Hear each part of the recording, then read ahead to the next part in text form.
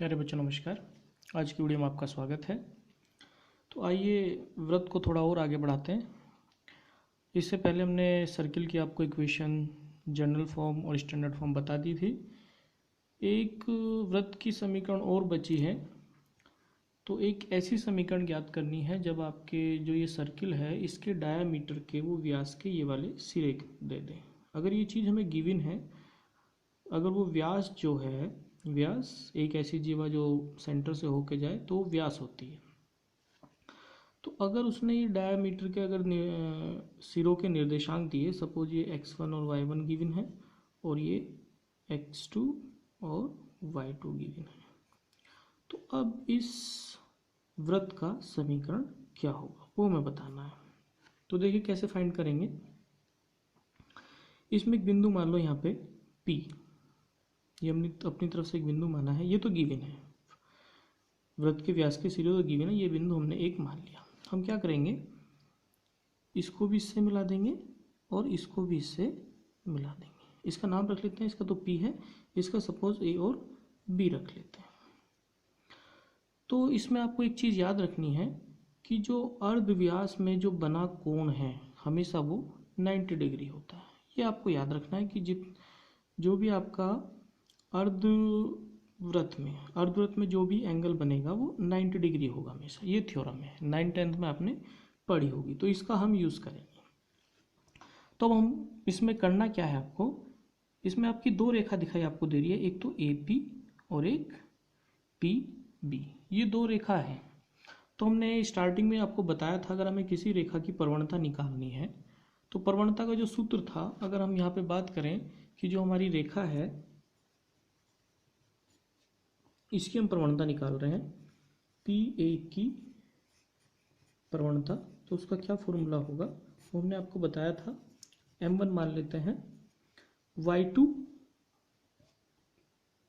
This minus this, यानी कि y minus y1 upon x2 minus x1।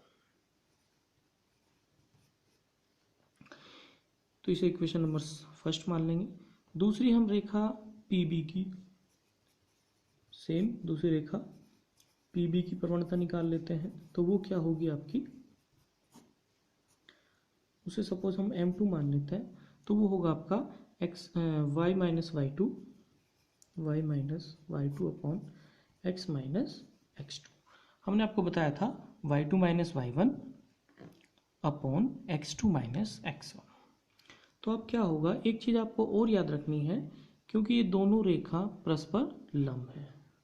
Since जो रेखा है PA वो परपेंडिकुलर है किसके, रेखा PB के। तो इसमें फिर आपको याद रखना पड़ेगा कि इनकी जो प्रवणताओं का जो गुणनफल है वो -1 के बराबर हो जाता है।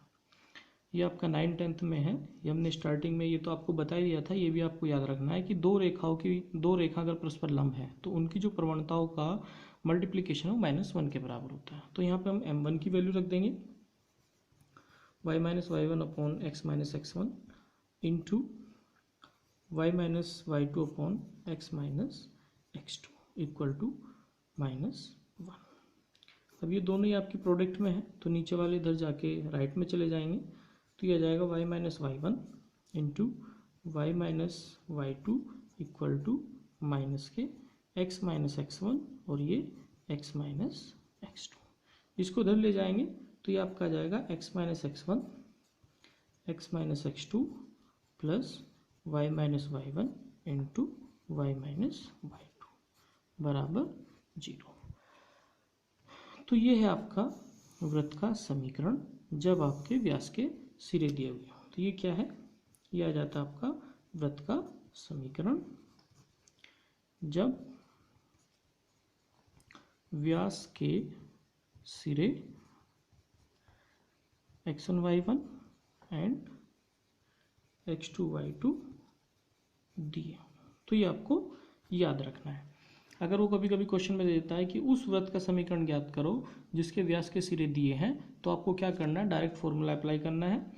वृत्त का समीकरण जो होगा आपका x minus x1 into x minus x2 plus y minus y1 into y minus y2 equal to 0। यहाँ पे उसे डायरेक्ट हम अप्लाई करेंगे और लास्ट में आंसर आ जाएगा।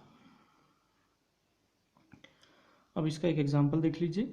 यदि किसी वृत्त के व्यास के सिरे 2 और 3 -1 और -2 हैं तो हमें वृत्त का समीकरण ज्ञात करना है। यानी कि जो वृत्त के जो व्यास के सिरे दिए गए हैं वो क्या दिए गए हैं, 2 और 3 और -1 और -2। यानी कि ये आपका x1, ये y1, ये x2 और ये y2। तो अब आप क्या करोगे, ये आपका समीकरण है